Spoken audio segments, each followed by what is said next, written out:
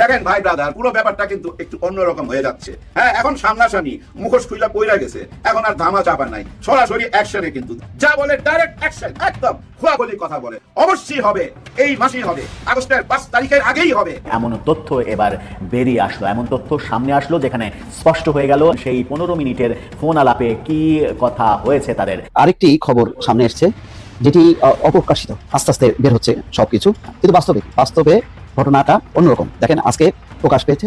এই তথ্য কি তার আগে জানতো না? জানতো, কিন্তু প্রকাশ করে। সে আমেরিকান হোক, চাইনিজ হোক, যে দেশেরই হোক, তাদের বহু লোকের চেয়ে অনেক বেশি ক্ষমতাবান ইউনূস সাহেব। অবশ্যই তাদের ইউনূস সাহেবের উপরে আস্থা আছে, কারণ ইউনূস সাহেবের একটা ফোনে দণ্ডপ্রাপ্ত বাংলাদেশি ভাইদেরকে ছেড়ে দেওয়া হয়েছে। 24 ঘন্টার এই সফরে 3টি অস্ত্র কারখানা তুরস্ক তৈরি করবে বাংলাদেশে, এই চুক্তিগুলা স্বাক্ষর হওয়ার কথা রয়েছে। আর এই আলোচনা শুনেই দিল্লির ঘুম হারাম হয়ে গিয়েছে, এবং এই কারখানার উৎপাদিত অস্ত্র শুধু বাংলাদেশের জন্যই নয়, বাংলাদেশ থেকে বিশ্বের বিভিন্ন দেশে সাপ্লাই দিবে তুরস্ক। ডক্টর মোহাম্মদ ইউনূস যেটা করেছে এবং বলেছে, এটা নিয়ে ভারতীয় নব্য রাজনীতিবিদ রাঙ্গানুল্লাহ সালাউদ্দিন নামের কেলাউদ্দিন শুভ ওইখানে বসে বসে উল্লুক দিয়ে কথা কয়। দর্শক, আজকের এই ভিডিওটি দেখলে আপনারা রীতিমতো অবাক হয়ে যাবেন।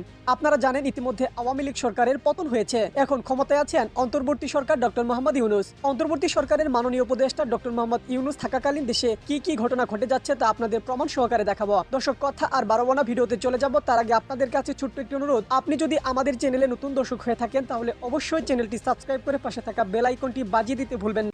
আগামী 8 জুলাই তুরস্কের প্রতিরক্ষা বিষয়ক উপদেষ্টা অধ্যাপক খালুক গুরগুন ঢাকা আসছেন।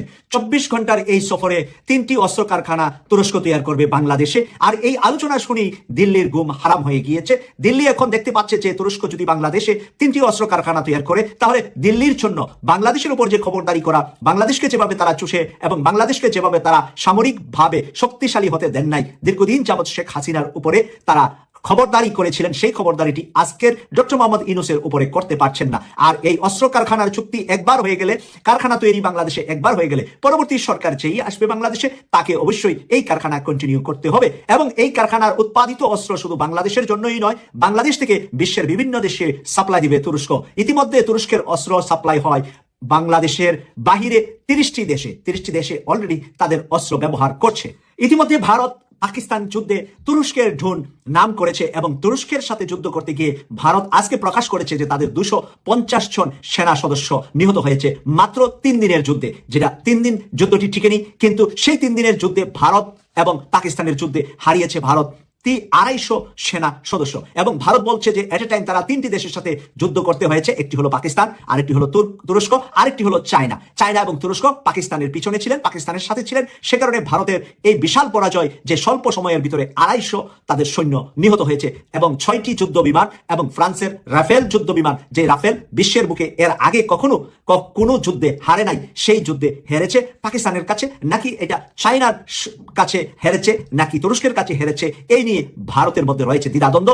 ভারতের সরকার খুবই লজ্জাজনকভাবে হেরেছে পাকিস্তানের কাছে। এছাড়া নতুন প্রজন্মের জন্য তৈরি করছেন যুদ্ধের ট্রেন আল্ট্রা এমবিটি যুদ্ধের যে ট্রেন, সেই ট্রেনটা দেখলেই আপনার কাছে আতঙ্কিত মনে হবে, এবং সেই আতঙ্কিত করার মতনই তারা অস্ত্রাগার তাদের নিজের দেশে তৈরি করেছে, যেই অস্ত্র আজকে বিশ্বের বুকে তারা সুনামের সাথে বিক্রি করছে প্রায় 30টি দেশের মাঝে। আর বাংলাদেশে যদি তারা 3টি ফ্যাক্টরি করে, 3টি অস্ত্রের কারখানা তৈরি করে, সেখান থেকে বাংলাদেশের প্রয়োজনীয়গুলা বাংলাদেশ ব্যবহার করবে, আর এবং সেখান থেকে সেই বাকি অস্ত্রগুলা অন্যান্য দেশেও তারা বিক্রি করবে। নৌবাহিনীর জন্য তারা নতুন যুদ্ধ জাহাজ তৈরি করেছেন টিসিজি নৌবাহিনীর যে যুদ্ধ জাহাজ, সেই টিসিজি যুদ্ধ জাহাজ বর্তমান সময়ে বিভিন্ন দেশের কাছে আতঙ্কের একটি জাহাজের নাম। সেটার মধ্যে অত্যাধুনিক সকল কিছুর ব্যবহার করা যায়। এটার উপরে যুদ্ধের জাহাজ থেকে শুরু করে সব ধরনের ব্যবস্থাপনা রয়েছে টিসিজির মাঝে। সেই টিসিজি সহকারে বাংলাদেশে যদি তারা সব ধরনের অস্ত্রের কারখানার ভিতরে তারা কার্যক্রম শুরু করে, সেটা ভারতের জন্য একটি গলার কাটা নয়, শুধু ভারতকে শ্বাস ফালাতেও ভয় পেতে হবে। কারণ একদিকে বাংলাদেশ, অপরদিকে পাকিস্তান, অপরদিকে চায়না, সব কয়টা জায়গা থেকেই যদি ভারতকে শক্তিশালীভাবে আক্রমণ নয় প্রতিরোধ করা যায়। আক্রমণ হলো যে ফার্স্টে উইলিংলি করে থাকে। আক্রমণ ভারত করেছিল পাকিস্তানের উপরে, পাকিস্তানের মসজিদ ভেঙেছে, মাদ্রাসা ভেঙেছে, এতিমখানা ভেঙেছে। আর পাকিস্তান পাল্টা জবাব দিয়ে তাদের 250 সোলজারকে মেরে ফেলেছে মাত্র 3 দিনের এই যুদ্ধে। এই যুদ্ধটা 3 দিন শক্তিশালীভাবে টিকে নাই। এরপরই কিন্তু আমরা দেখলাম ডোনাল্ড ট্রাম্পের কথায় এই যুদ্ধটি বন্ধ হয়ে গেছে। তড়িঘড়ি করে ডোনাল্ড ট্রাম্পের কাছে হাতে পায়ে ধরলেন নরেন্দ্র মোদী। নরেন্দ্র মোদী যে করে হোক তার যুদ্ধ বন্ধ করা ছাড়া কোনো উপায় ছিল না। স্বল্প সময়ে 250 সৈন্য যে মারা গিয়েছে সেগুলা কিন্তু ভারত তখন স্বীকার আসে নাই। আজকে আমরা দেখতে পেয়েছি যে বিভিন্ন পত্রপত্রিকায় এসেছে, ভারত থেকে সরকারিভাবে জানানো হয়েছে যে তাদের 250 সৈন্য নিহত হয়েছে পাকিস্তানের সাথে এই স্বল্প সময়ের যুদ্ধের মাঝে। আর বড় বড় গোয়েন্দা বিভাগের কাছে কি আছে জানেন? এই যে যেমন র, ওদের কাছে এমন জিনিস থাকতে পারে ভাই, যেটা ওই চালের দানা ছোট আপনার ঠিক এইখানে দিয়ে দিবে, এইখানে দিয়ে দিবে, আপনি নিজেও টের পাবেন না। মনে করেন আপনাকে আমি কিডন্যাপ করে একটা ইঞ্জেকশন দিয়ে ঘুম পাড়াইয়ে দিলাম, তারপরে নিয়ে চলে গেলাম মেঘালয়, ওইখানে আপনার কানের কাছে ওইটা দিয়ে দিলাম, তারপর একটা টাইমে আপনাকে আমি ছেড়ে দিলাম। আপনি কিন্তু জানেন না আপনার সঙ্গে আমি কি দিয়ে দিছি। এখন আপনি যেখানেই যাবেন, যা বলবেন আমার ওই নির্দেশেই বলতে হবে। আমি যেটা দিয়ে দিছি এখানে, ওইটাই কিন্তু আপনার ব্রেনের মধ্যে চলে যাবে। আমি প্রতিদিন বলবো, মনে করেন আমি দেখতেছি যে ওইখানে কি ঘটতেছে, আমি বলবো না তুমি বলো যে এই ঘটনার সঙ্গে আমরা নাই, বলে দাও। ওই যে বলে দিচ্ছে ওটা আপনার ব্রেনে চলে গেছে। উনি কিন্তু যখন ভাষণের মধ্যে বলবে বইলা দিবে এরকম কিছু কি হইলো এই সালাউদ্দিন সাহেবের সাথে? ওনার ভিতরে কি এরকম কিছু দিয়ে দিল?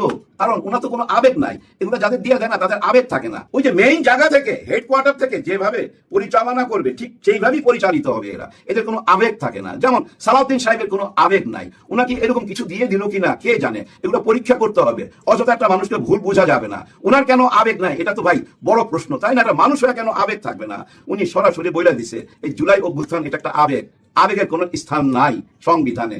হ্যাঁ, উনি বলে দিছে এই যে জুলাই অভ্যুত্থান, এই যে এই বিপ্লব, এই জুলাই সনদপত্র, এটার কি বৈধতা আছে? আইনি কোনো বৈধতা নাই, রাজনৈতিক কোনো বৈধতা নাই। রাজনৈতিক বৈধতা খুঁজতেছে উনি ওইখানে, এবং এটার সাথে নাকি আবেগ জড়িত সবাই। হ্যাঁ ভাই, আবেগ জড়িত, আবেগ জড়িত। কালিয়াকুড়ের বা টাঙ্গাইলের একটি ছেলে অপকর্ম করছে।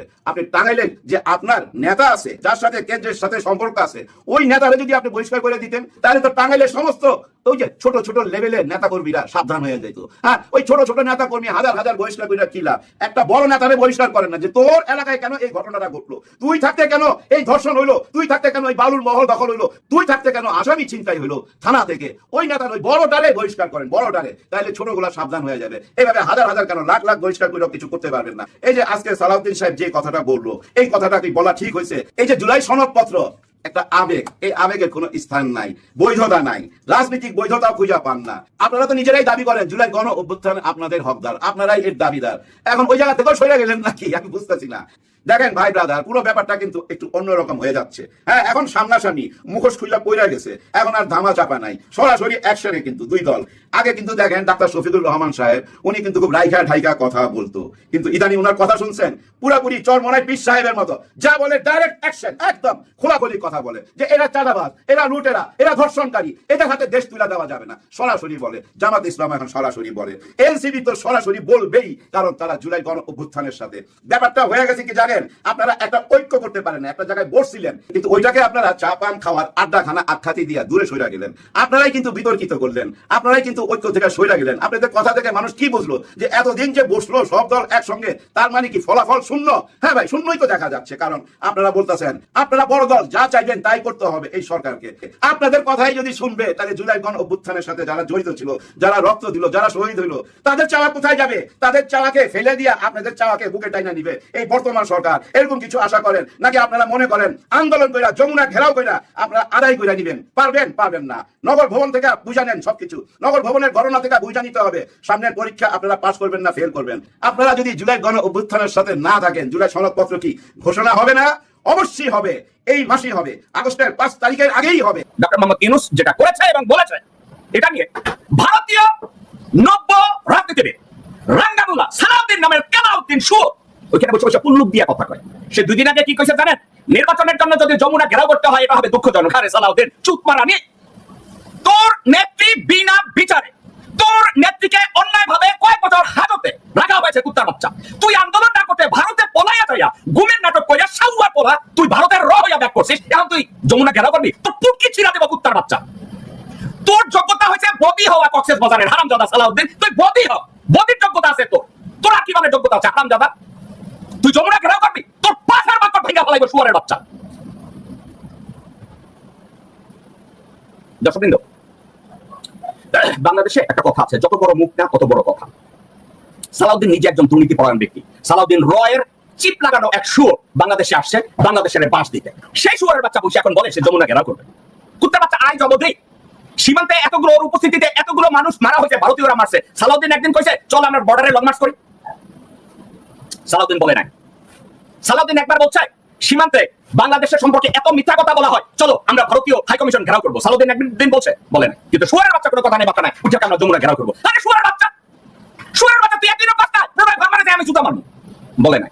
কারণ কি জানেন, প্রণয় ভার্মা ওর আব্বা লাগে, প্রণয় ভার্মা ওর স্বামী লাগে, প্রণয় ভার্মা ওর দুলাভাই লাগে। শুয়ারের বাচ্চা, শুয়ারের বাচ্চা তুই মনে করিস কি তুই বাল জানিস? লেখাপড়া বাল করছিস, হারামজাদা শুয়ার। দর্শকবৃন্দ, আমার কাছে কেন বিরক্ত লাগে? এই কুত্তার বাচ্চার মুখ হয়েছে 2 ইঞ্চি, কথা কয় 20 ইঞ্চি, হারামজাদা শুয়ার। আমার দেশের ভাই বোনদেরকে বর্ডারে গুলি করে মারে, কুত্তার বাচ্চা একবার বলে নাই আমি ভারতীয় হাই কমিশন ঘেরাও করবো। এই কুত্তার বাচ্চা একবার বলে নাই সালাউদ্দিন যে আমার দেশ সম্পর্কে এতগুলো মিথ্যা কথা ভারতে প্রচার করা হয়, আমি একবার ভারতীয় হাই কমিশন ঘেরাও করবো। কেন ওখানে যাচ্ছে না? কেন যায় না? সালাউদ্দিনের পিছনে দুইটা শক্তি আছে। বিএনপি তার সামনে কুতুকুতু করে, বিএনপি তার পিছনে কুতুকুতু করে, কারণ এই খানকির পোলার পিছনে আছে ভারত, এবং খানকির পোলার পিছনে বাংলাদেশের আর একজন নব্যবিকাপর খানকির পোলা আছে, নাম হচ্ছে জনাব ওয়াকারুজ্জামান। সালাউদ্দিন আহমেদ বলতেছে জুলাই সনদ, এর কোনো আইনি ভিত্তি নাই, এর কোনো রাজনৈতিক ভিত্তিও নাই। দেখেন কত বড় বেয়াদব, রাজনৈতিক ভিত্তিও নাই, বরং এটা আবেগজনিত বিষয়। আবেগজনিত বিষয়, রাজনৈতিক ভিত্তি নাই। তো তুমি সালাউদ্দিন বাংলাদেশে আসলা কই থেকে? কে তুমি? হ্যাঁ, নিজের বাপের জন্ম না হলে তোমার জন্ম হয়? এই আগস্ট বিপ্লব না হলে তুমি কে? দেশে ফিরতে পারতা? ওইখানে মনে পড়ে থাকবা লটকায়। কবর হতো কিনা আমরা বলতে পারবো না। হুশ করে কথা বলা উচিত তোমার। আইনি ভিত্তি নেই, রাজনৈতিক ভিত্তি নেই। রাজনীতি বুঝা গেছো তুমি? রাজনীতির কি বুঝো? ছিল একটা কেরানি, সেখান থেকে ঠেলে গুতায় হয়েছে বড়জোর একটা জয়েন্ট সেক্রেটারি, একটা অফিস সেক্রেটারি। তারপর ঠেলে গুতায় রয়্যাল এজেন্ট হিসেবে বাংলাদেশ ঢুকায় তুমি এখন হয়ে গেছো বিশাল একটা কুতু, কনস্টিটিউশনের একটা বিশেষজ্ঞ। হ্যাঁ, এগুলো কেউ জানে না, বুঝে না। সারা জীবন তুমি ছিলে আসলে এস আলমের একটা কর্মচারী। বাংলাদেশে এসে এখন তুমি কইতেছ জুলাই সনদের কোনো আইনি ভিত্তি নাই, রাজনৈতিক ভিত্তি নাই। তোমার কি রাজনৈতিক ভিত্তি আছে? এই জুলাই সনদ না হলে তোমার কি হইতো? একটু নিজের দিকটা হিসাব করো। হ্যাঁ, বিরাট কুতুব হয়ে গেছে, রাজনীতি বোঝা হয়ে গেছে। 79 সালের আগে জিয়া রহমান কে ছিল? তার আইনি ভিত্তি কি ছিল? রাজনৈতিক ভিত্তি কি ছিল? বুঝেছ কিছু? তারেক রহমানে জিজ্ঞেস করো, তার বাপ কে ছিল 79 সালের আগে? ক্ষমতা তো নিচে 75 সাল থেকে, তখন উনি কে ছিলেন? কনস্টিটিউশন আছে এটা কোথাও লেখা? এইটা শিখাই পাঠাইছে তোমাকে তারেক রহমান, নাকি রয়ের দালাল কোন একটা তোমাকে এটা শিখাই পাঠাইছে? কথা সাবধানে বলো, এমন কথা বলো না যেটা তোমার নিজের বাপ মায়ের আছে কিনা তা নিয়ে প্রশ্ন দেখা দেয়। এই যে তুমি এখন শুনতেছি যে 5 ওয়াক্ত নামাজ পড়ে একদম টাইম ধরে, তুমি নাকি নতুন জীবন পাইছো, এই জন্য তুমি এখন আল্লাহ ভক্ত হয়ে গেছো। তোমার অবস্থাটা হয়েছে কেমন জানো? এটা চোরা কারবারির মতো। সারাদিন চোরা কারবারি ছাড়া, চাউলের মজুদদারি ছাড়া জীবনে আর কোনো চিন্তা নেই। কিন্তু সন্ধ্যা হলেই নামাজে বসে যায়। তা আল্লাহকে বিপদে পেলা। তুমি নিজেই জানো তুমি কি করছো সারাদিনে। এখন ভাবতেছো নামাজ পড়লে তাহলে তোমার সব মাফ করে দিবে। আল্লাহকে বিপদে ছাড়া ফেলা ছাড়া কি এটা? রয়ের শিকানা বলি নিয়ে রাজনীতি নাইমো না, আসো না। মায়ের একটা মাটি। দর্শক, সম্পূর্ণ ভিডিওটি দেখলেন, আশা করি বিষয়টি বুঝতে পেরেছেন। এই নিয়ে আপনার গুরুত্বপূর্ণ মন্তব্যটি অবশ্যই কমেন্ট বক্সে জানিয়ে দিবেন। ধন্যবাদ।